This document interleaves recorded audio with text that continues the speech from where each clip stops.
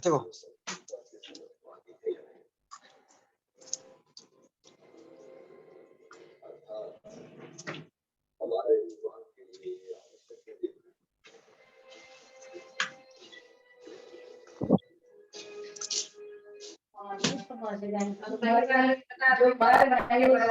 और हमेशा अच्छे लोगों की बात करिए। कोई मर गया, किसी घर में आग लग गई, कोई विधवा हो गई, कोई इस लोगों ऐसे लोगों का संग छोड़ दीजिए, देख लो तुरंत संग छोड़िए, तुम कंपेयर करोगे तुलना अच्छे लोगों के साथ रहिए।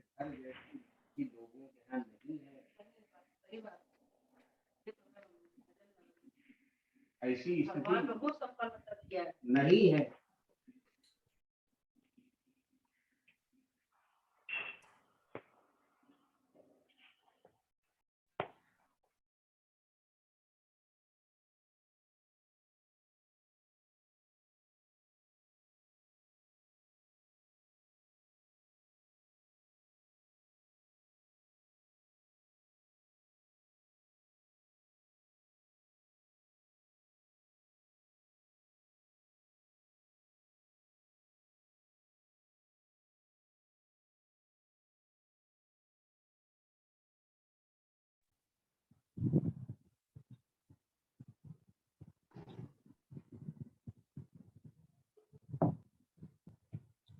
गुड इवनिंग, कैसे हैं दोस्तों? Good evening sir. सुन पा रहे हैं मुझे आप लोग? बिल्कुल बिल्कुल। Yes yes, thank you very much. आज हम बात करेंगे बिजनेस में टीम का क्या इम्पोर्टेंस है और किस तरह से 10x प्रोडक्टिव टीम बनाएंगे। आपकी टीम 10 गुना प्रोडक्टिव कैसे रहेगी, इस पे हम आज डिस्कशन करेंगे और इसको आप सीखेंगे आज।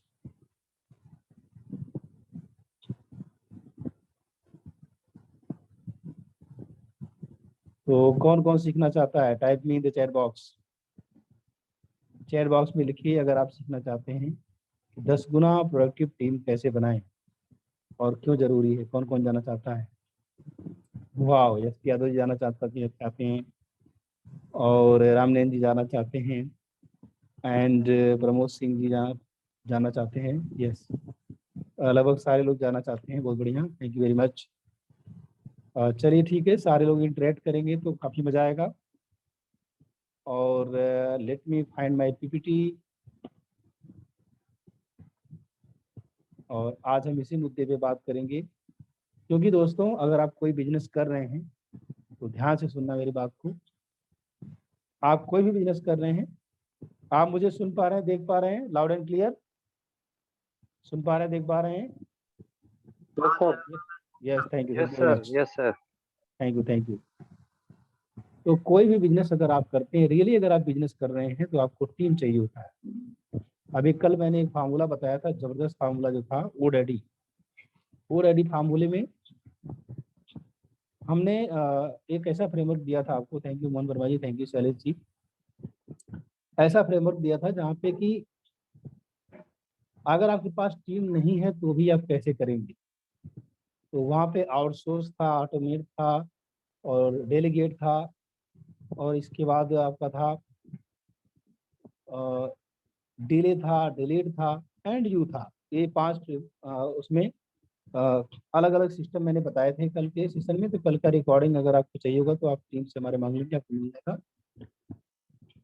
तो टीम चाहिए होता है किसी की भी बिजनेस को खड़ा करने के लिए, और उसको बड़ा करने के लिए आपको टीम चाहिए होता है। और इसीलिए बिजनेस के 7 डिपार्टमेंट में से एक डिपार्टमेंट होता है HR डिपार्टमेंट, ह्यूमन रिसोर्स। और ह्यूमन रिसोर्स का काम होता है कि प्रोडक्टिव लोगों को हायर करना, या किसी एम्प्लॉय को हायर किया तो उसको प्रोडक्टिव कैसे बनाना है, ये HR डिपार्टमेंट का काम होता है। और ये मैनेजमेंट का भी काम होता है कि किस तरीके से किसी एम्प्लॉय से आप 10 गुना काम ले पाएं। तो आप बोलेंगे कि सर एक दिन में जो काम करता है उसको हम 10 गुना कैसे कर पाएंगे। तो इसका फंडा ये है, आप लोगों को मैं बताऊंगा अभी कि इसका फंडा ये है कि जब आप की कोई भी टीम होती है, जब आप किसी भी डिपार्टमेंट में टीम होती है, जब वो काम करती है, तो लोग अपना जो उनका नॉर्मल स्पीड होता है काम करने का, नॉर्मल प्रोडक्टिविटी होती है, कई बार उसका आधा या उसका तिहाई या उसका चौथाई काम कर रहे होते हैं। अगर आप उनको नॉर्मल स्पीड पर भी लाएंगे तब भी वो 5 गुना अपने आप स्पीड बढ़ जाती है उनकी। तो वो सब कैसे हो पाएगा, वो आज हम सीखने वाले हैं। और किसी भी बिजनेस में टीम लगता है, जो मैंने पहले बता दिया आपको, टीम बिना बिजनेस नहीं चल सकता। ऐसा इसलिए होता है कि आपको, अगर आप खुद बिजनेस करेंगे तो आपके पास 24 घंटे हैं, और जो लोग सच में बिजनेस करते हैं वो सिर्फ अपने टाइम को नहीं, दूसरों के टाइम को खरीदते हैं और बेचते हैं।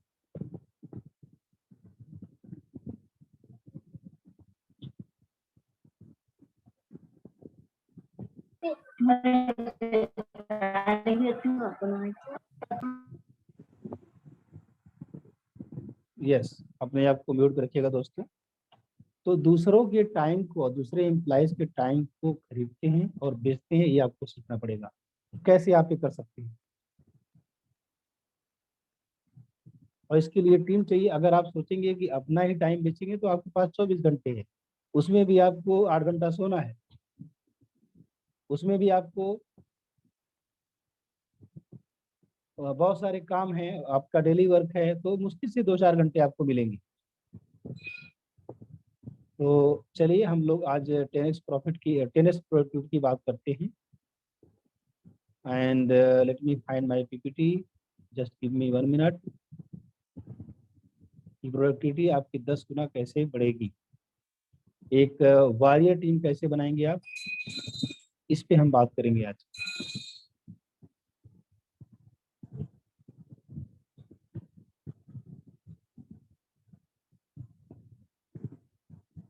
आपको एक वॉरियर टीम बनानी है, और let me share my presentation. और ये प्रेजेंटेशन मिल चुका है मुझे।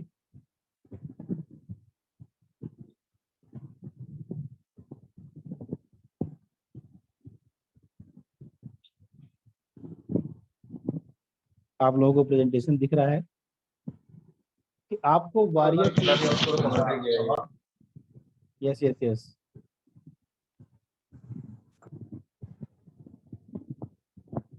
अपने आप को म्यूट रखिए दोस्तों। जब आप वॉरियर टीम बनाते हैं, योद्धा टीम बनाते हैं जो कि 10x प्रोडक्टिव रहेगी, तो वो कैसे बनाएंगे आज हम सीखेंगे।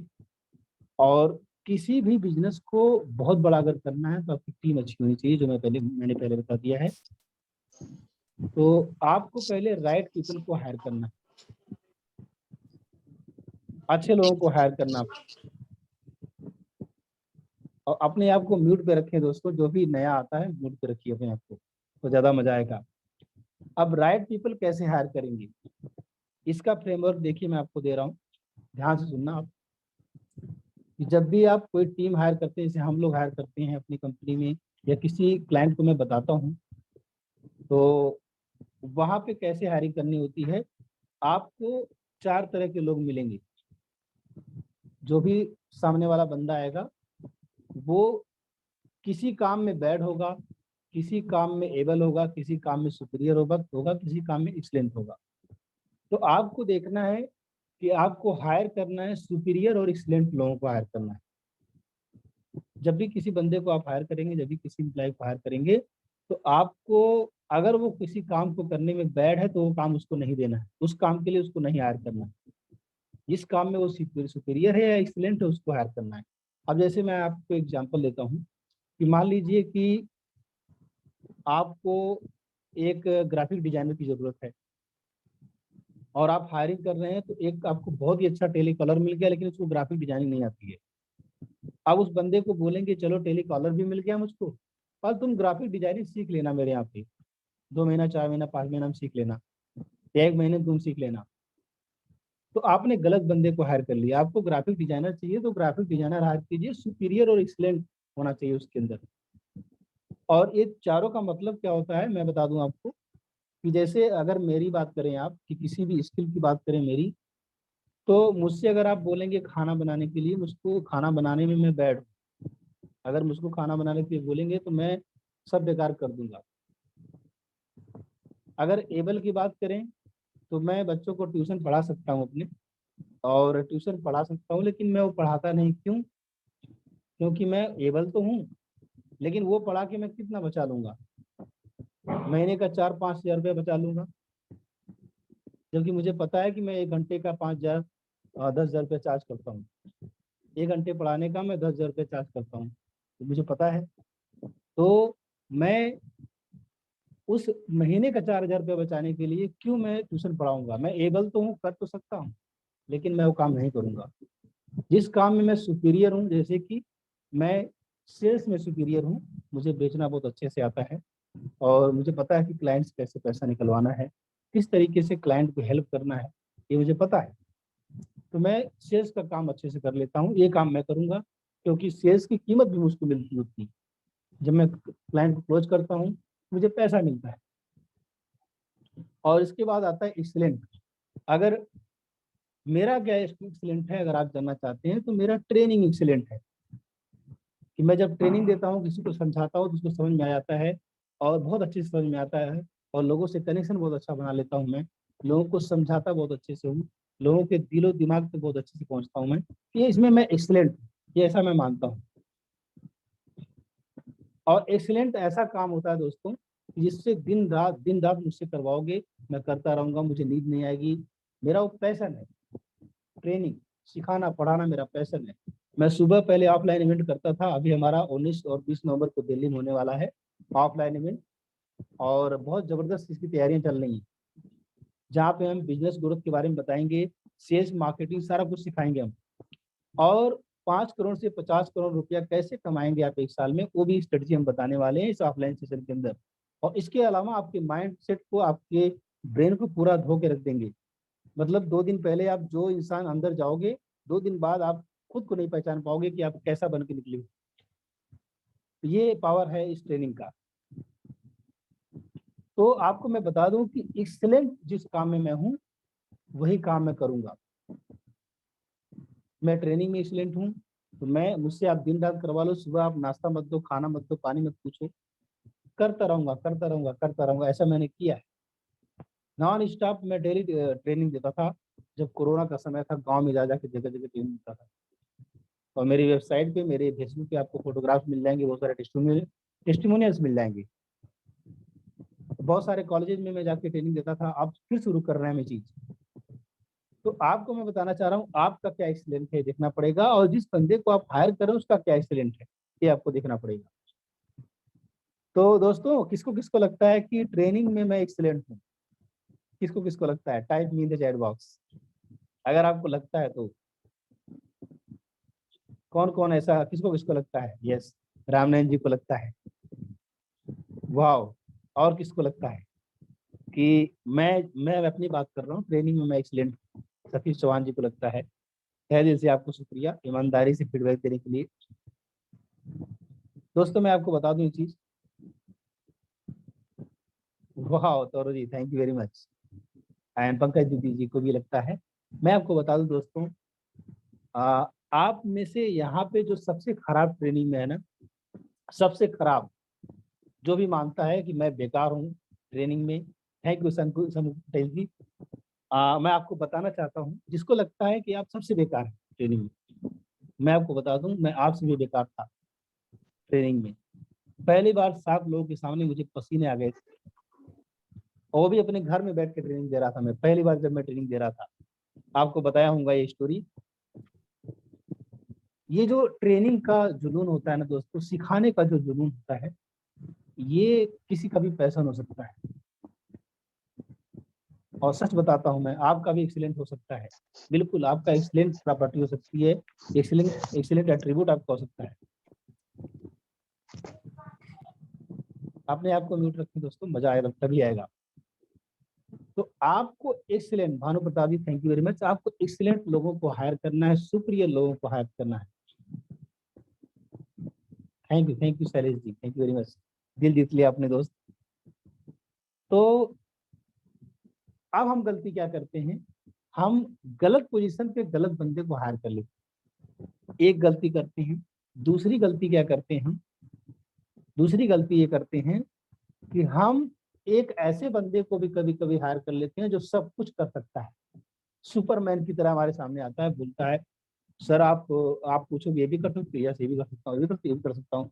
बोलेगा सर कुछ भी करवा लो, और मैं लिख के देता हूँ आपको, जो बंदा कुछ भी करने के लिए तैयार हो सकता है वो कुछ भी नहीं करेगा, वो आपका कुछ भी नहीं करने वाला है, वो सिर्फ टाइम पास करेगा, उसको कुछ आता नहीं है, वो थोड़ा थोड़ा सब कुछ जानता है और खिचड़ी पका के रख देगा, कुछ बनाएगा नहीं।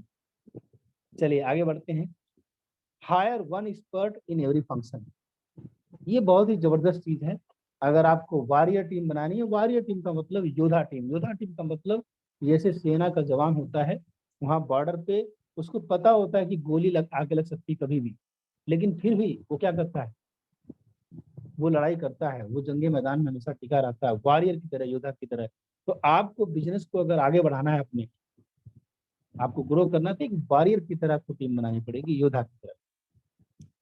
Higher one expert in every function, business के 7 फंक्शंस होते हैं, marketing, sales, operation, account, HR, R&D, management. ये मैनेजमेंट को मिला के जो 7 फंक्शन होते हैं बिजनेस के, सारे किसी भी बिजनेस को ले लीजिए 7 फंक्शन होंगे।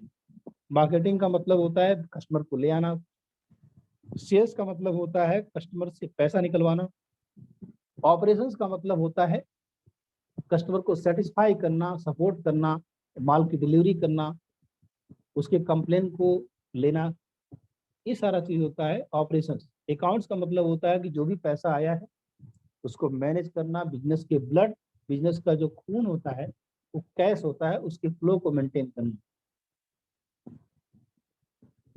और अकाउंट्स के बाद आता है आपका R&D डिपार्टमेंट, नए प्रोडक्ट को बनाना, नए प्रोडक्ट को लॉन्च करना, ये सारी चीजें।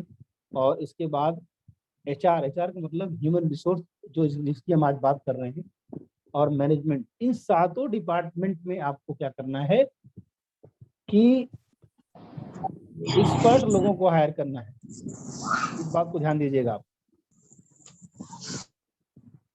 एक्सपर्ट लोगों को हायर करना है।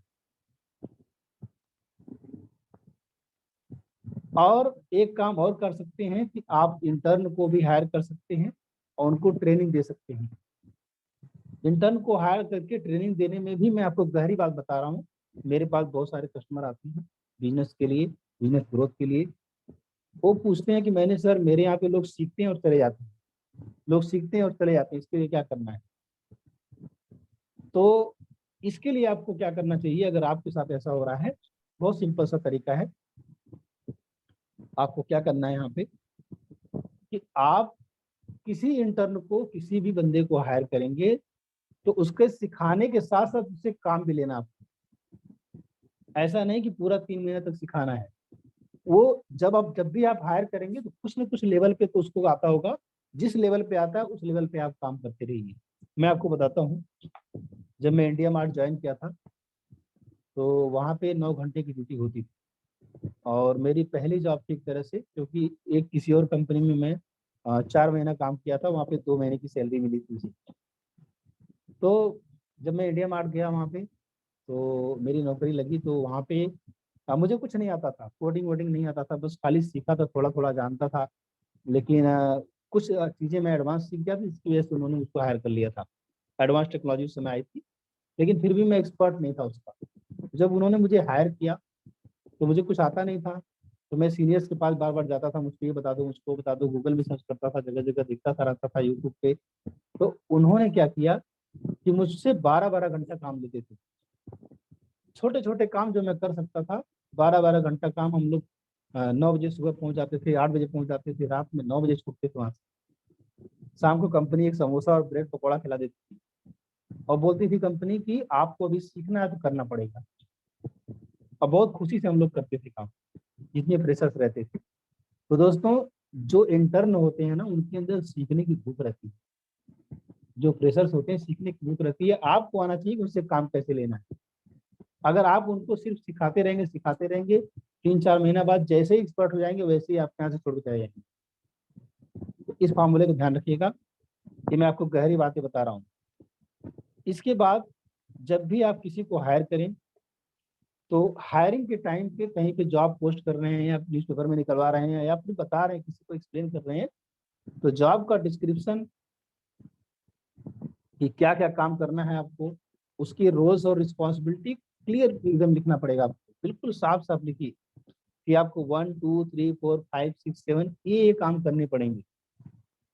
जब तक आप role responsibility job description clear नहीं करेंगे तो गलत लोग आते रहेंगे, हायर करेंगे किसी पोस्ट के लिए, बहुत सारे हजारों रेज्यूमे आपके पास आ जाएंगे और लोग ऐसे ही अप्लाई करते रहेंगे, दिन भर आप रेज्यूमे छांटते रहेंगे, इंटरव्यू लेते रहेंगे, आपका टाइम जाता रहेगा और गलत बंदे को हायर भी कर लेंगे आप और आप खुद कंफ्यूज रहेंगे। इसके बाद टर्म्स ऑन पॉलिसीज, ये हायरिंग द राइट पीपल का फार्मूला चल रहा है। आप जब भी किसी को हायर करिए तो अपने टर्म्स और पॉलिसीज को पहले ही बता दीजिए उसको, जो भी कंडीशन आपके कंपनी की ऑर्गेनाइजेशन की है। नहीं तो यही होगा कि बाद में लोगों को जब सरप्राइज देंगे आप कि मेरी तो ये पॉलिसी है, इतने बजे आना है, इतने बजे जाना है और आपको ऐसे छुट्टी मिलेगी, इतने दिन छुट्टी नहीं मिलेगी, तो बंदा इरिटेट होगा, काम नहीं करेगा वो। तो आपको पॉलिसी पहले बतानी पड़ेगी, जो भी टर्म कंडीशन आपको पहले बता के रखना पड़ेगा। और इसके बाद मंथली वर्सेस इंसेंटिव, ये जबरदस्त फार्मूला है। आपको मंथली सैलरी कम रखनी है, इंसेंटिव आप ज्यादा दीजिए। उसका एक वेरिएबल पार्ट, जैसे हम लोग एचसीएल में काम करते थे या किसी भी कंपनी में, तो वो 10% हमारे ही सैलरी का काट के अपने पास रखते थे, जिसको बोलते थे वेरिएबल, और उसको ईयर एंड बोनस बोलते थे।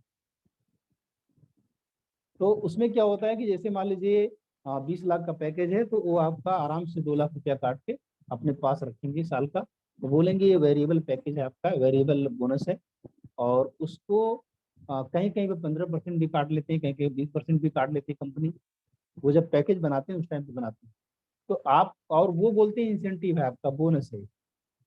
उसमें भी बहुत सारे टर्म कंडीशन होते हैं, उसके डिटेल में मैं नहीं जाऊंगा, लेकिन आप भी ऐसा कर सकते हैं कि इंसेंटिव थोड़ा बढ़ा दीजिए बंदे का, वो जितना डिमांड करता है थोड़ा सा ज्यादा इंसेंटिव देके सैलरी कम कर दीजिए, सैलरी पार्ट, क्योंकि फिर इंसेंटिव के लिए आदमी लोग अच्छे से काम करेंगे, मेहनत से काम करेंगे।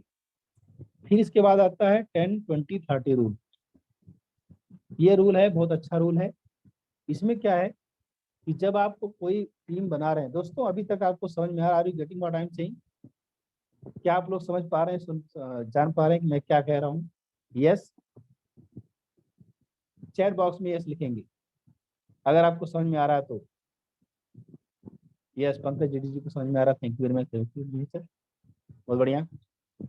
यस, सौरभ जी को समझ में आ रहा है, सतीश चौहान जी को समझ में आ रहा है, गौरव जी समझ में आ रहा है। 10-20-30 रूल, इसका मतलब ये है कि 10% लोग ऐसे होंगे जो कि आते रहेंगे जाते रहेंगे हर कंपनी में। बहुत सारे लोग, थैंक यू भानु प्रताप जी, बहुत सारे लोग ऐसे होंगे कि 10% लोग ऐसे रहेंगे जो आते रहेंगे जाते रहेंगे, आते रहेंगे जाते रहेंगे, छोड़ते रहेंगे, तो उनका टेंशन नहीं लेना है कि मेरी कंपनी में लोग आ रहे हैं जा रहे हैं। अगर मान लीजिए कि हर महीने सारे लोग छोड़ रहे हैं तो दिक्कत है। तो आपको देखना है कि अगर 10%, अगर 100 इम्प्लाई हैं उसमें से 10 इम्प्लाई हर महीने छोड़ रहे हैं, नए आ रहे हैं, पुराने पुराने जा रहे हैं, तो कोई दिक्कत नहीं। इसको आपको एक्सेप्ट करके रखना पड़ेगा, ये कोई प्रॉब्लम नहीं है। कुछ लोग इसको प्रॉब्लम समझ लेते हैं। 20% ऐसे हैं जो आपके साथ 3-4 साल रह लेंगे आराम से, और 3-4 साल तक रहेंगे, फिर इसके बाद जाएंगे। लेकिन 30% लोग ऐसे होंगे जिनको आप मार के भी भगाएंगे तो नहीं जाएंगे। तो इस फार्मूले को रखिएगा। बाकी जो 50% बचे हैं वो भी अगेन 1 साल 2 साल रहेंगे और फिर चले जाएंगे, इस तरह से चलता रहेगा। तो इसमें मेन कॉन्सेप्ट ये है कि 10% लोग आते जाते रहेंगे, 20% लोग जो है 5-6 साल तक रहेंगे, 30% जो आपके एम्प्लाई होते हैं वो कभी नहीं जाएंगे, आप उनको मार के भी भगाएंगे तो 10 साल 20 साल 25 साल पूरी जिंदगी बिता देंगे आपके साथ। इसके बाद आता है अप्रेजल। अगर आपको वॉरियर टीम बनाना है तो आपको अप्रेजल करना पड़ेगा हर साल, उनको उनकी सैलरी बढ़ानी पड़ेगी, उनका प्रमोशन करना पड़ेगा। और इसीलिए मैं बार बार बताता हूँ, आपको अलग से सेशन में बताता हूँ कि आपको हायरार्की मेंटेन करना पड़ेगा अपने बिजनेस में एम्प्लॉइज का। आपको अप्रेजल करना है, टारगेट बेस्ड अप्रेजल करना है। जनरली क्या होता है, कंपनी क्या करती है कि आजकल बहुत सारी कंपनियां करने लगी, नहीं पहले क्या करते थे लोग कि एम्प्लॉय 1 साल काम करवाते थे, 1 साल बाद उसके साथ मीटिंग करके मैनेजर बात करता था कि तुमने ये काम किया, तुमने ये काम किया, तुमने ये नहीं काम किया, और ज्यादातर ये होता था कि मैनेजर खुन्नस में आके अगर कभी किसी ने गलत किया, कुछ जवाब सवाल कर दिया, तो उस बंदे का अप्रेजल बेकार कर देते,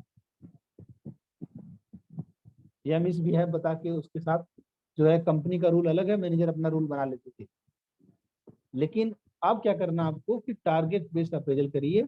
उस बंदे से, अपने एम्प्लॉय से पहले ही आप बता दीजिए कि तुम अभी यहाँ पे हो, अगर तुमको इतनी सैलरी चाहिए तो तुमको यहाँ पे पहुंचना पड़ेगा, इतना काम करना पड़ेगा, इतना प्रोडक्टिविटी देनी पड़ेगी, इतना रिजल्ट देना पड़ेगा, इतना टारगेट पूरा करना पड़ेगा। फिर उसके बाद उसका आप एक टारगेट सेट कर दीजिए कि तुम्हारा ये गोल है, टारगेट है। उसको आप मंथली, क्वार्टरली, ईयरली आप बना सकते हैं। ऐसा बहुत सारी कंपनी में आजकल चल रहा है। वो क्वार्टरली गोल भी दिया जा रहा है जहाँ पे, क्योंकि ईयरली गोल में क्या होता है कि लोग जो है मोटिवेट नहीं होते हैं, तो आजकल क्वार्टरली दिया जा रहा है बड़ी बड़ी कंपनीज में, जहाँ पे 3 लाख 4 लाख एम्प्लॉय काम करते हैं, वहाँ की बात कर रहा हूँ।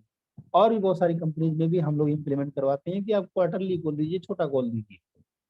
अप्रेजल साल में कीजिएगा, लेकिन एक क्वार्टरली उसको रिव्यू देने के लिए आपको हर क्वार्टर का बात करना पड़ेगा। फिर इसके बाद आता है आपका बिल्ड वॉरियर टीम के अंदर आपको वॉरियर टीम बनाना है, तो एक वॉरियर कंपनी का कल्चर बनाना पड़ेगा। जब आप कल्चर बनाएंगे तो जाके, मैंने पहले हायरिंग की बात की, आप कल्चर की बात करते हैं, क्योंकि जैसा कल्चर रहेगा, जैसा आपके बिजनेस में जिस तरह की लोगों की सोच रहेगी, सारे लोग उसी तरह से काम करेंगे। अब इसमें क्या होता है, कल्चर में क्या क्या आता है, आपके कंपनी की वैल्यूज होनी चाहिए, कोर वैल्यूज होनी चाहिए, और सारे एम्प्लॉइज में टॉप से बॉटम तक वो वैल्यूज होनी चाहिए। और वैल्यूज में क्या क्या आता है कि जैसे आपका ब्रांड प्रॉमिस आना चाहिए, और आपकी कंपनी में किसी भी एम्प्लॉय से, किसी भी मेंबर से अगर आपका कस्टमर मिलता है तो उसको एक्सपीरियंस सेम आना चाहिए। ईमानदारी एक वैल्यू हो सकती है। जैसे हमारा टाइकून साला के बहुत सारी वैल्यूज हमने आपको कभी दिखाया था एक बार बहुत पहले, और कभी और दिखाएंगे। तो जो आप कमिट करें उसको पूरा करें। मान लीजिए कोई सर्कमस्टांसेस ऐसी आती है जहाँ पे पूरा नहीं कर सकती है, लेकिन कोशिश करें कि उसको आप पूरा करें, तो अपने कमिटमेंट पे टिके रहें। और कस्टमर सक्सेस एक वैल्यू हमारी है टाइकून साला की, ये वैल्यू आपकी भी हो सकती है, आपकी कंपनी की। तो ऐसे बहुत सारी वैल्यूज आपको बनानी पड़ेंगी और आपको नोट करके रखना पड़ेगा अगर आप बड़ा ऑर्गेनाइजेशन बनाना चाहते हैं तो। इसके बाद आप पे आते हैं ऑफिस का टाइमिंग। ये कल्चर की बात कर रहा हूँ। ऑफिस का टाइमिंग होना चाहिए, कितने बजे आना है, कितने बजे जाना है, और ये टॉप टू बॉटम होना चाहिए। ऐसा नहीं कि मैनेजर लोग लेट आएंगे, एम्प्लॉय बाद में आएगा, ऐसे नहीं चलेगा। सबका टाइमिंग जो है आपको सेट करके रखना पड़ेगा, और एक कल्चर बनाना पड़ेगा। ध्यान से सुनिएगा, कल्चर, कल्चर मतलब कि सबको ये पता होना चाहिए इस टाइम पे पहुंचना है।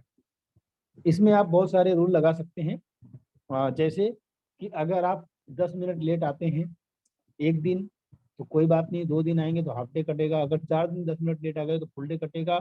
और बहुत सारी कंपनियों में इम्प्लीमेंट किया गया है रूल, और बहुत सक्सेसफुली चलता है। और एज ए बिजनेस कोच अगर आप मुझसे पूछेंगे तो ये रूल होने चाहिए कि आपका टाइमिंग में जो है रूल रेगुलेशन होने चाहिए, या फिर ऑफिस की पॉलिसी में होना चाहिए। ताकि अगर, होता क्या है कि अगर सारी टीम एक साथ नहीं आती है तो कोई टीम वर्क होता है ना, उसमें डिले हो जाता है। कि मान लो कोई 1 घंटा बाद आ रहा है, कोई 2 घंटा पहले आ रहा है, तो जो काम कोलाब्रेशन में करना है, एक साथ करना है, फिर वो लोग इंतजार करते हैं भी वो बंदा है नहीं तो काम हुआ नहीं। तो ये टाइमिंग की वजह से प्रॉब्लम आ जाती है। टाइमिंग पे एक कहानी मुझको याद आ गई, मैं आपको सुनाता हूँ। एक रोड था, सड़क थी, उस सड़क के किनारे दो बंदे थे। दो इंसान थे। एक क्या करता था कि वो गड्ढा खोदता था फावड़े से, और गड्ढा खोदता था, और दूसरा गड्ढा पाट देता था, मतलब उसमें मिट्टी डाल देता, भर देता था गड्ढे के अंदर। और इस तरह से काफी देर से एक एक तीसरा आदमी जो उसको देख रहा था उन दोनों को, कि एक गड्ढा खोद रहा है और दूसरा उस गड्ढे में मिट्टी डाल के पाट दे रहा है। अब वो तीसरा आदमी जो था रास्ते में जा रहा था, वो इस तमाशे को देख रहा था, और उसने बोला कि यार ये दोनों कर क्या रहे हैं, इन दोनों को इस काम की सैलरी जरूर गवर्नमेंट दे रही होगी, लेकिन ये कर क्या रहे हैं समझ में नहीं आ रहा है, क्या फायदा मिल रहा है इन लोगों को। तो उसने जो है उन लोगों को रोक के पूछा कि भाई आप लोग ये क्या कर रहे हैं, ये क्यों टाइम पास कर रहे हैं आप लोग, आपको सैलरी सरकार दे रही है, तो आप क्यों ऐसा कर रहे हैं, गड्ढा खोद रहे हैं, पाट रहे हैं टाइम काम दिखाने के लिए। तो उन दोनों ने एक खूबसूरत सा जवाब दिया। उन्होंने ये जवाब दिया कि ऐसा है भाई साहब, आप हमको मत समझाइए, हम दोनों जो है बहुत मेहनती हैं और बहुत मेहनत से काम कर रहे हैं। आपको दिखाई नहीं दे रहा, हम धूप में इतना मेहनत से काम कर रहे हैं और ये बेचारा गड्ढा पाट रहा है और मैं जो है गड्ढे में मिट्टी डाल रहा हूँ। आप जो काम कर रहा है, हम लोग काम कर रहे हैं, हमको बोल रहे हैं, जो आज छुट्टी पे उसको नहीं बोल रहे हैं आप। तो ये बंदा समझ नहीं पाया। जो तीसरा बोला कि थोड़ा और समझाओ क्या कहना चाह रहे हो, कौन छुट्टी पे है? बोला जो पेड़ लगाने वाला बंदा वो तो छुट्टी पे है, उसको ड्यूटी पे आया ही नहीं, तो हम क्या करें, हम अपना काम कर रहे हैं, अपनी ड्यूटी पूरा कर रहे हैं।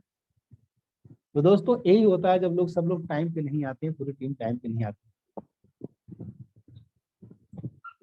तो आपको समझ में आ रहा है दोस्तों, टाइम पे सबको टाइम पे इकट्ठा होना जरूरी है।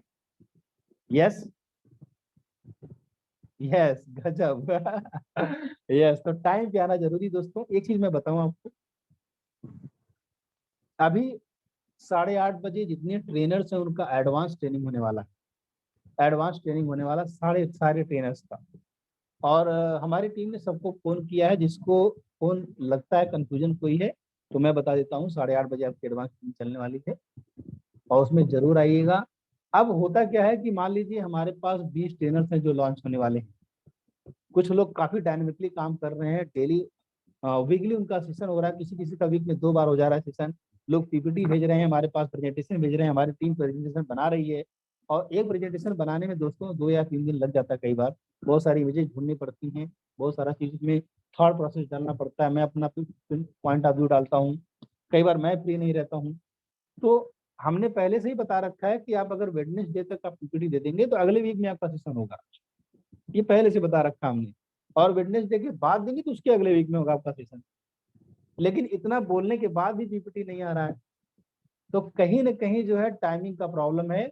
अगर सारे लोग, सारे ट्रेनर सारे सेशन में आते हैं और एकजुट होकर काम करेंगे तो देखना सफलता की स्पीड आपकी बढ़ जाएगी।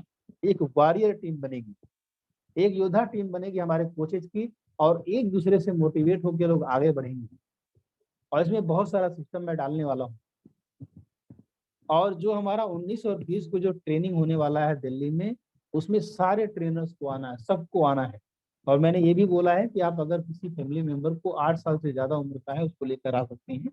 तो मैंने ऐसा क्यों बोला, क्योंकि जो चीज आपको 8 साल बाद मिलनी चाहिए थी आपके बचपन में, आपको नहीं मिली है या मुझको नहीं मिली थी, तभी हम इतनी उम्र तक आके इधर उधर भटक रहे थे। तो वो चीज मैं आपको देने वाला हूँ उस ट्रेनिंग के अंदर। तो जितने ट्रेनर्स हैं, जिन लोगों ने अभी रजिस्ट्रेशन नहीं करवाया है या फिर जो अपना 10,000 रुपया 5,000 रुपया बचाना चाहते हैं, तो वो उतना ही बचा पाएंगे। फिर करोड़पति बनने का सपना आप भूल जाइए। और कुछ लोगों ने एक्शन लिया तुरंत, जैसे मैंने अनाउंस किया तुरंत फटाफट सीट बुक कराई, हवाई जहाज का टिकट बुक कराया। और ऐसे लोग भी हैं हमारे ट्रेनर कम्युनिटी में, और देखिए तो कितना तेजी से ग्रो कर रहे हैं। तो आपको भी इसी तरह से काम करना है। टाइमिंग का बहुत ज्यादा इंपॉर्टेंट होता है दोस्तों। आज सुबह टाइम पे जॉन टोरो जी का सेशन हुआ था, इतना गजब का सेशन हुआ था, मैं दीवाना हो गया उसका। चलिए आगे बढ़ते हैं। एम्प्लॉय एंगेजमेंट, एक वॉरियर टीम बनाने के लिए एक कल्चर चाहिए। कल्चर के अंदर एम्प्लॉय एंगेजमेंट का कल्चर होना चाहिए। मतलब एम्प्लॉय को एंगेज रखना है। एंगेज का मतलब काम और उसकी पर्सनल लाइफ दोनों को मिला के आपको एंगेज रखना है। अगर आप ऐसा कर सकते हैं तो लोग जी जान दे देंगे आपके लिए। तो आपको इंगेज करके रखना है। मान लो उसको छुट्टी चाहिए, छुट्टी दीजिए। कुछ आप गेम उसको खेलने का, एम्प्लॉय के अंदर ही, ऑर्गेनाइजेशन के अंदर ही आप उसको गेम कुछ खेलने का ऑप्शन दीजिए। बड़ी बड़ी कंपनी में टेबल टेनिस होती है, जिम होता है, ऐसा भी बहुत सारा गेम का ऑप्शन होता है। या एम्प्लॉय को कभी आउटडोर गेम के लिए ले जाइए, कभी टूर के लिए ले जाइए, कभी इंडोर कुछ आप एक्टिविटी करवा दीजिए। ये सारी चीजें बड़ी कंपनियों में होती हैं, तभी वो लोग 2-2 ढाई लाख एम्प्लॉयज को मैनेज कर लेते हैं। इम्प्लाई जो होता है वो एक इंसान होता है, कोई जानवर नहीं होता है, या कोई मशीन या लकड़ी नहीं होता है जिसको आप क्या कहते हैं कि सिर्फ काम करवाते जाएं। उसके अंदर भी फीलिंग होती है, इमोशंस होती हैं, उसके भी पर्पज होते हैं, उसके भी अपने पैशन होते हैं, उनके सपने होते हैं उसकी। तो उनको एंगेज करना पड़ता है। कंपनियां यहाँ तक कर रही हैं कि इम्प्लाई के फैमिली को भी एंगेज कर रही हैं, उनके बच्चों का स्कूल में दाखिला करवा रही हैं, उनके बच्चों को बहुत सारा फैसिलिटी दे रही हैं, बहुत सारे कंपटीशन करवा रही है कंपनी के अंदर। इम्प्लाई की स्पेलिंग गलत है यहाँ पे। फिर इसके बाद ध्यान से सुनना, ये वाली लाइन कल्चर की बात कर रहा हूँ। People leave their managers not the organisation. लोग अपने मैनेजर्स को छोड़ते हैं, कंपनी को नहीं छोड़ते हैं। तो आपको जो इम्प्लाई हैं उनके पीछे तो पड़ना ही है, उनको उनका देखभाल करना है।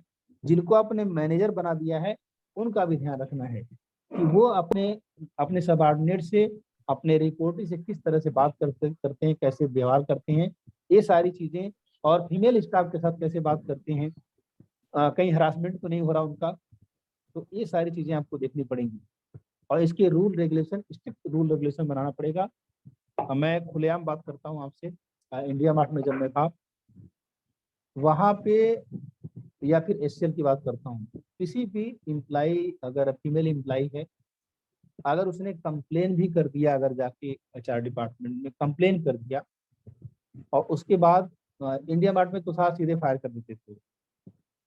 मैं कंपनी का नाम ले रहा हूँ लेकिन फिर भी मुझे अच्छा लगा था और ये उनका अच्छा लगता था। कोई भी मतलब चाहे दुश्मनी से भी किसी लड़के ने किसी लड़के के बारे में कुछ बोल दिया तो तुरंत फायर कर देते थे।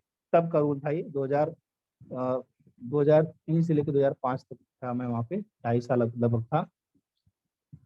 और एसीएल में क्या होता है कि एक मीटिंग होती है, अगर किसी लेडी ने किसी जेंट्स के बारे में बोला कुछ, कि इवन कैब के अंदर भी, आप जब वो लोग कैब देते हैं, फैसिलिटी छोड़ने जाते हैं जब, वहाँ पे भी किसी ने अगर बदतमीजी की कुछ भी किया, इन कैंपस भी किया, तो कंपनी जो है एक मीटिंग होती है और मीटिंग में कंपनी को जरा सा भी लगा कि ये बंदा ठीक नहीं है तो तुरंत उनको फायर कर दिया जाता है। तो इस तरह से आपको मैनेजर्स के ऊपर भी शिकंजा कसना पड़ेगा, क्योंकि मैनेजर ही बहुत सारे काम को बिगाड़ते हैं कंपनीज में। फीडबैक सिस्टम होना चाहिए, एक कल्चर की बात कर रहा हूँ कि आपको अपने एम्प्लॉय को कैसे फीडबैक देना है ये आपको पता होना चाहिए। और फीडबैक सिस्टम में क्या आता है कि अगर मान लीजिए कि कोई पॉजिटिव फीडबैक देना है, किसी एम्प्लॉय को तारीफ करनी है तो सबके सामने कीजिए। अदरवाइज अगर निगेटिव फीडबैक देना है तो आपको उसको केबिन में ले जाके पर्सनली आपको बोलना है। और वहां पर भी एक सैंडविच थ्योरी लगानी है।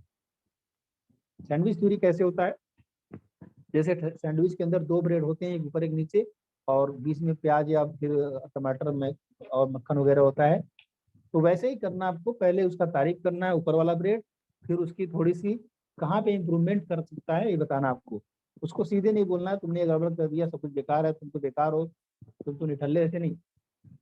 इम्प्रूवमेंट तुमको यहाँ पे करना पड़ेगा, तुम और अच्छा करोगे, फिर इसके बाद तारीफ कीजिए। तो ये सैंडविच थ्योरी आपको यूज करना, ऊपर ब्रेड नीचे ब्रेड मतलब तारीफ, और बीच में मतलब इम्प्रूवमेंट एरिया। तो ऐसे फीडबैक आपको देना है केबिन में ले जाके, अगर आप कोई निगेटिव फीडबैक देना है तो। अदरवाइज पॉजिटिव देना है तो सबके सामने ताली बजवाइए, बहुत अच्छी बात है। ये होता है, लोग जनरली क्या करते हैं, सबके सामने गालियां देना शुरू कर देते हैं अपनी एम्प्लॉय को, और वहां पे जो है वो बंदा दिन भर काम नहीं करेगा, दूसरों को स्पॉइल करेगा और आपकी कंपनी में बैठ के नौकरी ढूंढेगा। सॉरी, अप्रेजल का सिस्टम आपका होना चाहिए कि अप्रेजल का सिस्टम बनाइए कंपनी में, लोगों को अप्रेजल कीजिए, हर साल सैलरी बढ़ाइए, सब चीजें, ये कल्चर होना चाहिए आपकी कंपनी में। ट्रांसपेरेंसी होनी चाहिए। ट्रांसपेरेंसी मतलब होता है कि सारे एम्प्लॉय के साथ आप ट्रांसपेरेंसी के साथ बिहेव कीजिए, और जो भी पॉलिसीज है क्लियर बता के रखिए, जो भी बात है बता के रखिए। ये नहीं कि सरप्राइज कर दीजिए उसको, इस साल तुम्हारा अप्रेजल नहीं होगा, या कोई भी बात रहे तो आप क्लियर कम्युनिकेट कीजिए। इसके बाद आता है लर्निंग कल्चर। और हर इंसान जो होता है ना, वो सीखता है तो ग्रो करता है।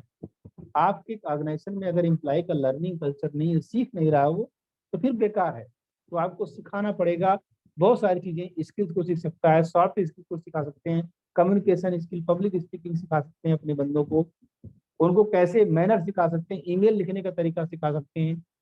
तो ऐसी बहुत सारी चीजें, गोल सेटिंग सिखा सकते हैं उनको, टारगेट को कैसे अचीव करना है ये सिखा सकते हैं।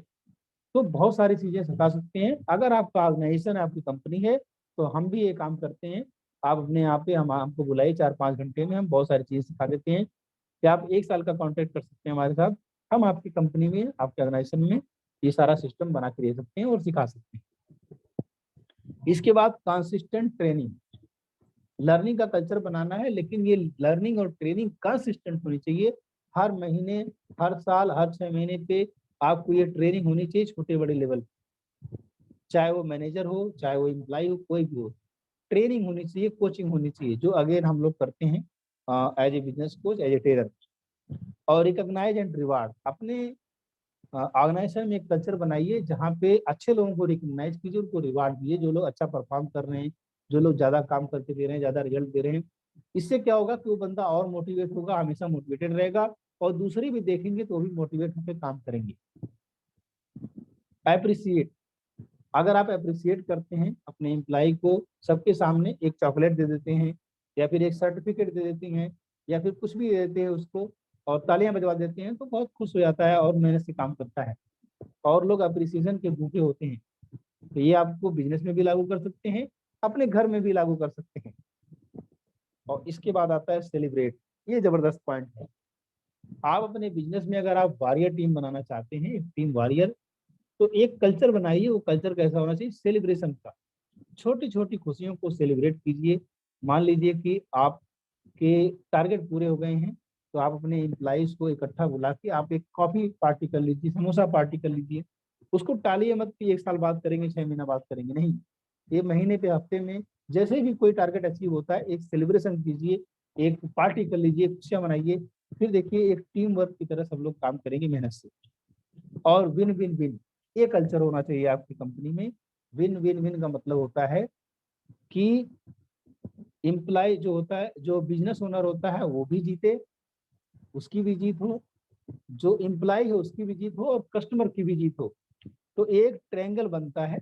इसको मैं आपको बना के दिखाता हूँ। विन विन विन का एक ट्रायंगल बनता है इस तरीके से। यहाँ पे होता है आपका जो एंटरप्रेन्योर होता है, मतलब बिजनेस ओनर होता है। यहाँ पे आपका हो गया एम्प्लॉय, एम्प्लॉय, और यहाँ पे हो गया कस्टमर। एंटरप्रेन्योर मतलब बिजनेस ओनर, एम्प्लॉय और कस्टमर, ये तीनों का विन विन सिचुएशन होना चाहिए। ऐसा नहीं कि कस्टमर को खुश करने के लिए एम्प्लॉय को डांटते रहिए, आप एम्प्लॉय को परेशान करते रहिए, या एम्प्लॉय को खुश करने के लिए कस्टमर गया भाड़ में। एम्प्लॉय खुश रहने चाहिए सब। एम्प्लॉय को सैलरी देते रहिए, टाइम पे सब कुछ हो, काम हो चाहे ना हो, ऐसा भी नहीं करना है। या एम्प्लॉय और कस्टमर दोनों को खुश करने के लिए आप तकलीफ उठाते रहिए business, as a business owner, ऐसा भी नहीं करना है। तीनों को विन विन विन सिचुएशन में डालना है, और ये कल्चर होना चाहिए आपके ऑर्गेनाइजेशन में। और अब चलिए हम आगे बढ़ते हैं।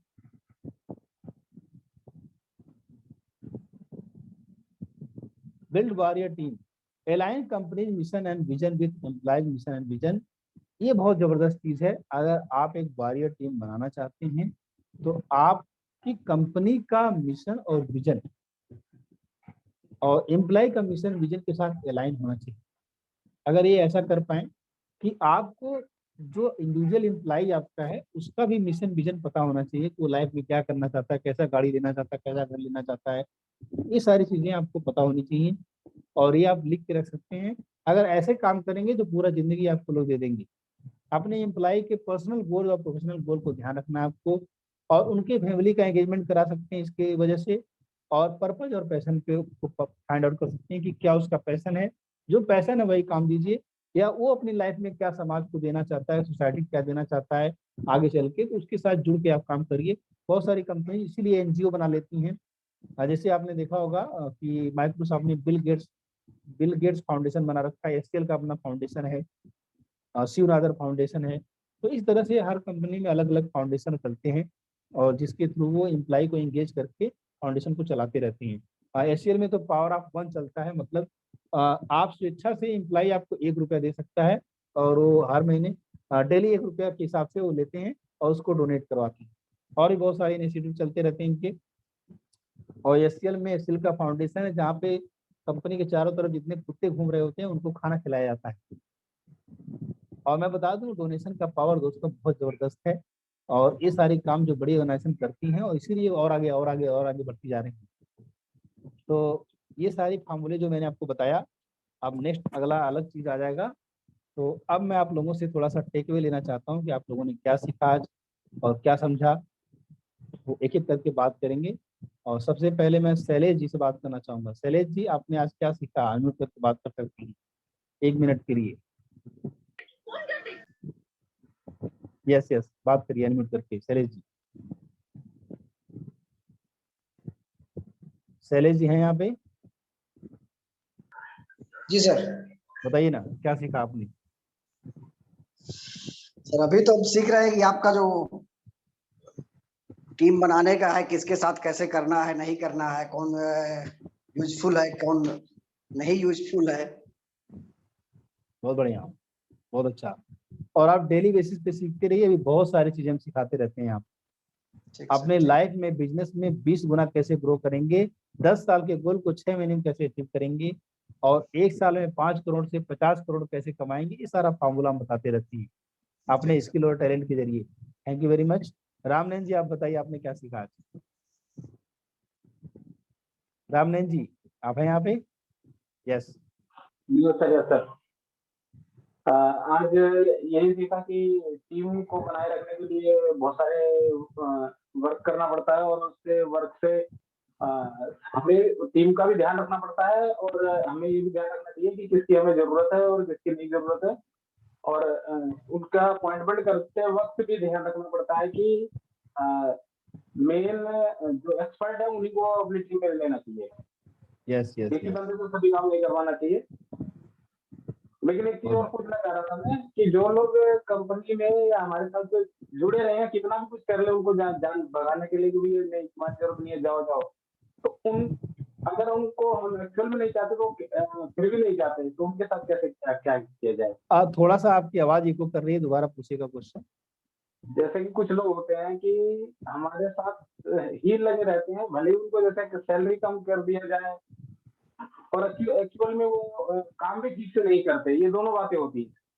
अच्छा, मतलब सैलरी भी कम कर दिया, काम भी ठीक से नहीं करते हैं, और फिर भी हमारे साथ ही लगे रहना चाहते हैं। हाँ हाँ, वो ट्री मेंटेलिटी के होते हैं लोग, कि आपको छोड़ के जाना भी नहीं चाहते। आप ऐसा बोल रहे हैं? एक्चुअली अक्सर ज्यादातर ऐसा होता है जहाँ पोलाइटली बहुत फन होता है, वहीं पर वो उसका फायदा उठाते हैं।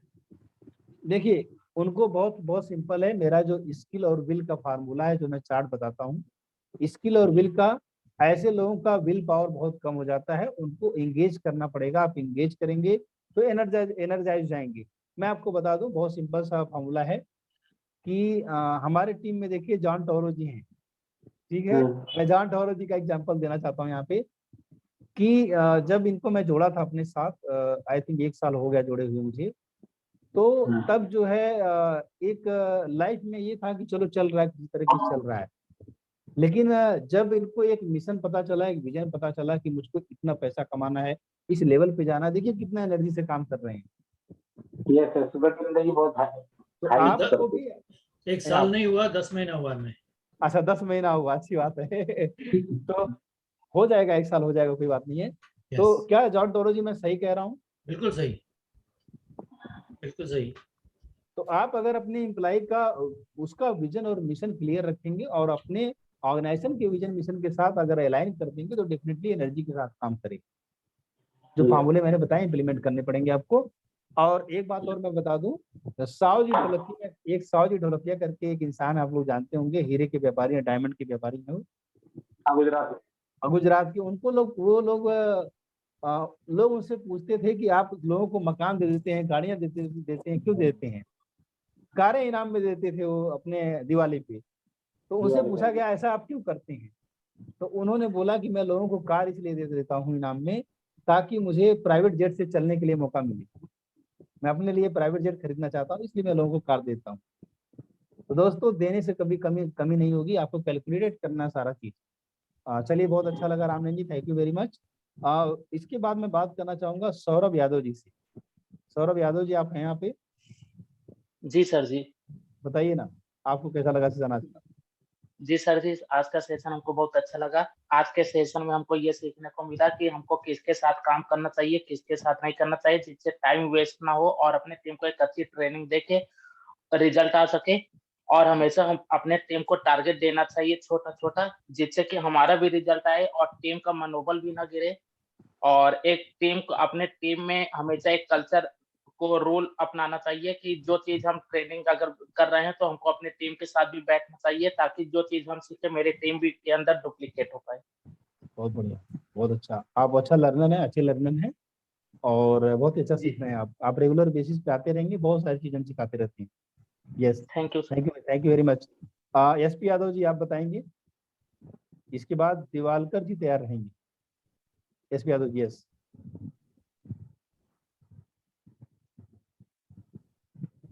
आप बोल सकते हैं एसपी यादव जी, आपने अनम्यूट किया अपने आप को। अच्छा, आपका ऑडियो कनेक्टेड नहीं, इसीलिए आप बोल नहीं पा रहे हैं। कोई बात नहीं है, दिवाकर जी आप बोल सकते हैं। दिवाकर तिवारी जी अनम्यूट करके बात करेंगे। एक्चुअली जो आपने अभी बताया एम्प्लॉई एंगेजमेंट प्रोग्राम की जो बात करी, वो अपने आप में बहुत अच्छी चीज है। और जो आपने कहा कि अगर किसी को आपको डांटना भी है या कुछ ऐसा करना है, तो आपने जो सैंडविच मेथड बताया वो बहुत अच्छा है। बहुत बढ़िया। और आपने कई चीजें, जैसे अभी जो लास्ट वाली जो क्लिप आपने बनाई थी, क्लिप दिखाई थी, लास्ट वाली जो क्लिप आपने बनाई थी, उसमें जो जो जिस्ट है उसका ओवरऑल वो बहुत ही काम का है। जैसे कि आपने कहा कि विन विन रिलेशनशिप वाली बात करी आपने, सेलिब्रेट करने की बात करी, और ट्रांसपेरेंसी बात की, अप्रेजल सिस्टम जो क्वार्टरली की बात की आपने, वो बहुत अच्छी चीज है। बहुत बढ़िया, ना? Thank you very much. Yes, तो इस तरह से बहुत सी चीजें हैं, और कितनी चीजें हम ग्रेस्प कर पाते हैं, इम्पोर्टेंट ये है कितना लागू कर पाते हैं। Yes yes. और आप डेली हमारे सिस्टम में आएंगे तो आप लागू भी करने लगे। वैसे आप अपना ठीक है। इंट्रोडक्शन दे सकते हैं, आप करते क्या हैं, तो हमारे लोग जान जाएंगे कि आप करते क्या हैं। वैसे मैं तो गवर्नमेंट सर्विस में हूँ और मैं डेवलपमेंट ऑफिसर हूँ LIC में। बहुत बढ़िया, बहुत बढ़िया। जी। Yes yes. लेकिन तो आप चूंकि चीजें बोलिए ना, बोलिए। जी, क्योंकि चीजें यही लगती हैं जो बिजनेस में लगती हैं, वही चीजें जॉब में भी, आजकल जॉब भी बिजनेस ही है। Yes yes. और एक बिजनेस भी है, वो कोई दूसरा देखता है, अगर भाई देखता है, यस, तो उसमें इतना मैं इन्वॉल्व नहीं हूँ। मैं तो नौकरी में इन्वॉल्व हूँ, पूरी तरह इंगेज हूँ। बहुत बढ़िया। मैं आपको बता दूं एक बात कि LIC में सेल्स की बहुत सारी ट्रेनिंग मैंने दी है, बहुत सारी ट्रेनिंग दी सेल्स। जी। तो सेल्स की भी ट्रेनिंग यहाँ पे आपको ऑनलाइन मिलेगी, आप देखिएगा, बहुत सारे फंडे में बताऊंगा। और वो काम करते हैं, लोगों के सेल्स बढ़ जाते हैं LIC के अंदर। ये सारी चीजें सिखाता हूँ, टीम काज था। तो बहुत अच्छा लगा आपसे बात करके Diwakar ji, thank you very much. Mohan Verma ji आप बता सकते हैं, मोहन वर्मा जी। यस, कैसा लगा आपको? नमस्कार। बहुत जबरदस्त रहा।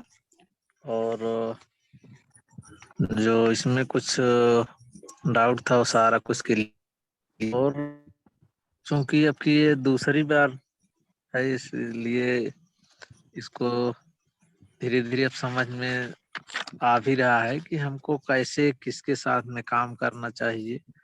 और उसमें से हमको अपने आप जो बताया आपने, 4 तरह के लोग मिलते हैं, तो उसमें से हमको अपने कैटेगरी के जो जैसे सुपीरियर है, तो एक्साइलेंस है, इन लोगों को हमको छांट लेना चाहिए और उनके साथ अच्छे से काम करना चाहिए। बाकी लोग तो रहेंगे ही, जैसे 10, 20, 30 का रूल बताए, तो बहुत जबरदस्त। वाह वाह, थैंक यू वेरी मच। कि कुछ लोग भानु प्रताप जी। जी सर, सभी साथियों को नमस्कार, गुड मॉर्निंग। गुड मॉर्निंग नहीं है, गुड इवनिंग है। और आज मेरी क्लियर जा रही क्या सर? हाँ आ रही है क्लियर, थोड़ा सा कट रही थी, आ रही है, थोड़ा सा ब्रेक हो रही, आवाज तो ब्रेक हो रही है। बारे में जाना है, सबसे अच्छा मुझे जो लगा जो है कि हम लोग लर्निंग कल्चर में रहे, यानी ट्रेनिंग कोचिंग लगातार स्किल को अपने बढ़ाते रहे, अपनी टीम की भी बढ़ाएंगे, ट्रांसपेरेंसी में रहें, फीडबैक सिस्टम जो आपने बताया कि अल्लाह विन विन विन, यानी सभी जीते, हम ये हो तुम्हारी भी है, ना तुम जीते ना हमारे। तो बहुत अच्छा लगा। और बहुत बढ़िया, थैंक यू वेरी मच। विजय हनुमान जी आप बताएंगे आपको कैसा लगा? इसके बाद पंकज रेड्डी जी, इसके बाद जॉन दोरो जी। विजय हनुमान जी। सर बहुत अच्छा रहा सेशन, क्योंकि मैं ट्रेवलिंग में था, फिर भी मैंने सुनने की कोशिश करी, लेकिन 2-3 चीजें जो मेरी समझ में आई, आपने बताया एप्रिसिएशन और सेलिब्रेशन। वाकई ये 2 टॉनिक बहुत बड़ी ऊंचाइयां दे सकते हैं अगर इसको प्रॉपर यूज किया जाए। टैंगलर जो बना के दिखाया उसमें सारे लोगों का हित होगा, सारे लोगों का हित होगा तो जो भी हम करते हैं वो और मजबूत होगा सर। इसको हमको तुरंत से तुरंत सारे लोगों को तुरंत सारी चीजें आपने बहुत बढ़िया बताई, जैसे कि कुछ से लोग आएंगे जाएंगे और सारी चीजें। क्योंकि मैं ट्रेवलिंग में था तो उधर कुछ हल्का सा नहीं सुन पाया। बहुत कोई अच्छा बात नहीं, कोई बात नहीं। ये सेशन फिर आएगा आपके आप लोगों के लिए, और आता रहता है, महीने 2 महीने में जरूर आता रहता है। पंकज जी आप बताइए, अपना इंसाइट दीजिए। यस तो मेरा इंसाइट है कि जो आपका ये एम्प्लॉय एंगेजमेंट प्रोग्राम के बारे में जो आपने बताया, जो पॉइंट्स दिए हैं आपने, तो वो बहुत बढ़िया थे। मतलब वो एक इम्प्लीमेंट करेंगे तो एम्प्लॉयज जो है उसका एंगेजमेंट हमेशा बढ़ेगा ही कंपेयर टू। और दूसरा ये कि जो आपने एक बात कही कि जो है एम्प्लॉय जो है कभी भी जो है कंपनी नहीं छोड़ता है, वो हमेशा जो है अपने मैनेजर को चेंज करता है। It doesn't changes the company, changes the manager. और ये बिल्कुल 100% सही है।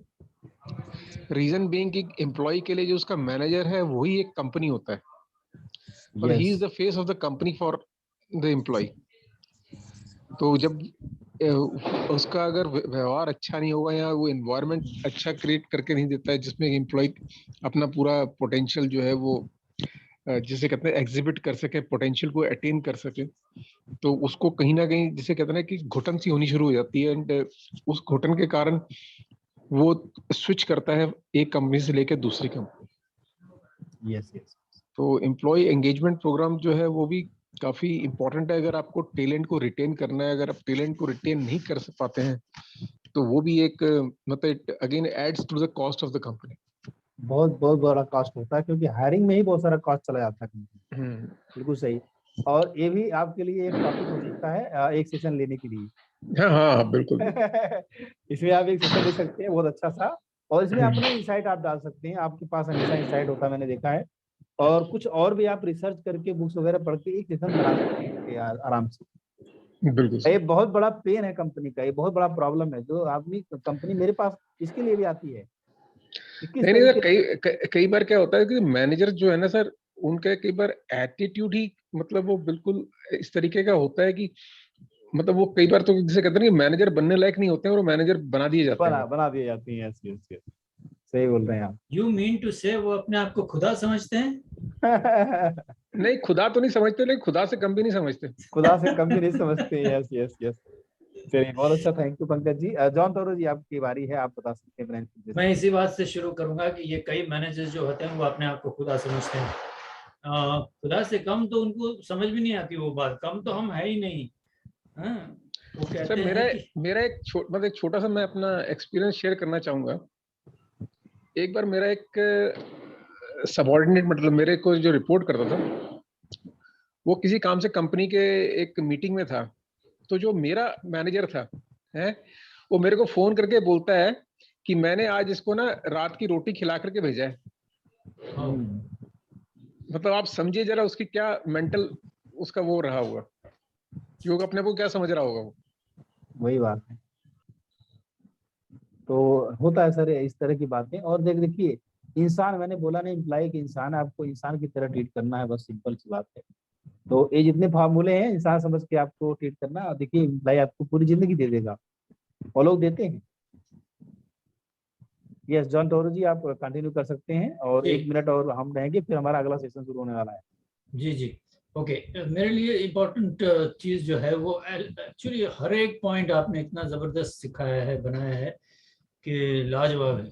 Hire expert, bad, able, superior, excellence, ये 4 कैटेगरी जो आपने दी है कि इसके मुताबिक हर किसी को काम करना चाहिए। एक सुपीरियर इंसान को बैड वाले काम नहीं करना चाहिए, एबल वाला काम नहीं करना चाहिए, उसको एक्सेलेंस ही काम करना चाहिए, सुपीरियर ही काम करना चाहिए। और किसी बैड को आप सुपीरियर का काम नहीं दे सकते। हर किसी को एक तराजू में नहीं तोल सकते जिसको कहते हैं। तो ये बहुत ज़बरदस्त चीज़ है। और 10-20-30 रूल जो है ये बहुत ही लाजवाब चीज़ है। जो 10% तो आते जाते रहेंगे, उसकी अब फिक्र की ज़रूरत नहीं है, लेकिन उनकी फिक्र करो जो 30% है, will stay with you forever. No मर्जी what you do with them, but लेकिन रहेंगे। तो उनको ग्रो करने के लिए क्या कर सकते हैं हम, ये मेज़बान को सीखना चाहिए। मेज़बान मतलब दी एम्प्लॉयर। ओके, तो ये अगर सीखा जाए तो ये पुराने जो रहने वाले लोग जो हैं वो इतना बेहतरीन काम करेंगे कंपनी के लिए, और वो सोना चांदी साबित होंगे कंपनी के लिए। अप्रेजल बहुत इंपॉर्टेंट है। बिल्ड अ कंपनी कल्चर, वो तो बहुत ही ज़रूरी है। कंपनी के कल्चर के बगैर जो है अच्छी कंपनी चल ही नहीं सकती।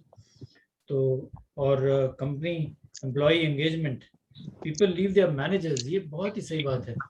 मैनेजर का बिहेवियर जो है वो किस तरह होना चाहिए। मैनेजर को अगर अपने स्टाफ को बच्चों की तरह समझना चाहिए, उनको समझना चाहिए, उनका सुख दुख, उनकी परेशानी, ये तमाम मैनेजर को एक्चुअली पता होनी चाहिए। जब ये पता होगी तब जाकर के वो उनके दिल को छुएगा, उसकी हरकत जो है वो जो होगी वो उसके दिल को छूने वाली होगी और उनको रिटेन कर पाएगा। उनको रिटेन करने के लिए touching the hearts is very important, और फीडबैक वगैरह ये तो है ही है। लर्निंग कल्चर भी बहुत इंपॉर्टेंट है। Every now and then learning बहुत ज़रूरी होना चाहिए। कंसिस्टेंट ट्रेनिंग, रिकॉग्नाइज रिवॉर्ड, ये सारी चीज़ ऑन गोइंग होनी चाहिए बिल्कुल। और सेलिब्रेशन तो बहुत ही ज़रूरी है। ये एक रिवॉर्ड जैसा बनता है आपके एम्प्लॉई के लिए। It's important to have a win win situation also. बस आगे जो है वो भी बहुत ही ज़बरदस्त है। Family engagement, employees and all, मेरे लिए सब पॉइंट्स सोने के अक्षरों में लिखे गए हैं। मैंने उसको लिखा और फिर उसकी येलो पेन से उसको मार्कर से उसको हाईलाइट भी कर दिया। Thank you. यस दिवाकर जी, आप कुछ बोलना चाहते हैं? अभी जो आपने 10-20-30 का जो फार्मूला बताया था उसको वन से कैसे आइडेंटिफाई करेंगे कि ये कोई ऐसा फार्मूला है कि इसमें लोग कुछ ऐसा आइडेंटिफाई करने का फार्मूला है क्या? आपने पूछा कि जो 10-20-30 का फार्मूला बताया मैंने, उसको मतलब लोगों को कैसे आप आइडेंटिफाई करेंगे, ऐसा बोलना चाह रहे हैं? जी देखिए उसमें यही होता है कि इसको थोड़ा मैं एक्सटेंड करता हूँ। जो मेरा एडवांस ट्रेनिंग होता है उसके अंदर कुछ लोग ना गैस के स्वभाव के होते हैं। मतलब वो लोग जो है वेपर की तरह होते हैं। जी जो 10% लोग होंगे जो कि आपकी कंपनी में आएंगे, आपका काम करेंगे और महीने भर रुकेंगे फिर चले जाएंगे। ये जो हायरिंग के टाइम पे जब आप लोगों को हायर करते हैं उस समय आपको सोचना पड़ेगा कि किस तरह का बंदा है, और इसके बहुत सारे क्वेश्चन पूछने पड़ते हैं आपके इंटरव्यू में। आपने देखा होगा जो गूगल वगैरह में हायरिंग चलती है, ये लोग 7-7 राउंड करते हैं हायरिंग। हाँ। और कोई भी बंदा वो 10 करोड़ 20 करोड़ का पैकेज क्यों दे देते हैं? क्योंकि वो 7 राउंड जो होता है ना, सिर्फ टेक्निकल नहीं होता है। टेक्निकल राउंड सिर्फ एक राउंड होता है बस, लेकिन जो बाकी 7 राउंड होते हैं, बंदे के सॉफ्ट स्किल, बंदे का बिहेवियर, उसका एटीट्यूड, बहुत सारा चीज वो लोग टेस्ट करते हैं। और आपने देखा होगा वो क्या करते हैं कि 100 क्वेश्चन का एक सेट देते हैं और 25-25 क्वेश्चन के 4 पार्ट बनाते हैं और उसी क्वेश्चन को घुमा फिरा के पूछते हैं। और ये सारा सेट हम लोग भी बना के देते हैं। इससे क्या होता है, जैसे अगर बंदा जो है तुक्के से कोई क्वेश्चन का आंसर किया है तो अगले क्वेश्चन में फंस जाएगा, फिर जाके वहां तुक्का नहीं चलेगा। तो इस तरीके से क्या होता है कि जब आपका हायरिंग प्रोसेस जब होता है ना, तभी वो आपको डिसाइड करना पड़ेगा। और इसका पूरा एक सिस्टम है।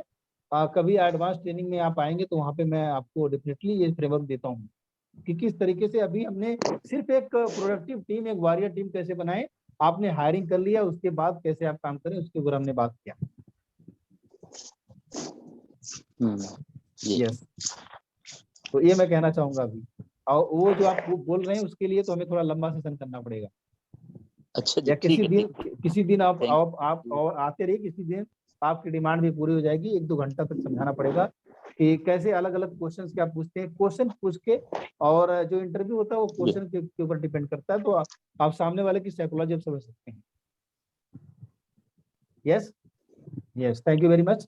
अभी मैं सेशन को एंड करना चाहूंगा। आप लोग बहुत अच्छे हैं, बहुत प्यारे हैं और बहुत नाम तरक्की करेंगे ऐसा लग रहा है मुझे, क्योंकि आप लोग सेशन में रेगुलरली आते रहते हैं। Okay, thank you very much. अगला सेशन हम लोग 5 मिनट बाद शुरू करेंगे, 6:40 पे शुरू करेंगे, ठीक है? यस, एक छोटा सा ब्रेक लेते हैं।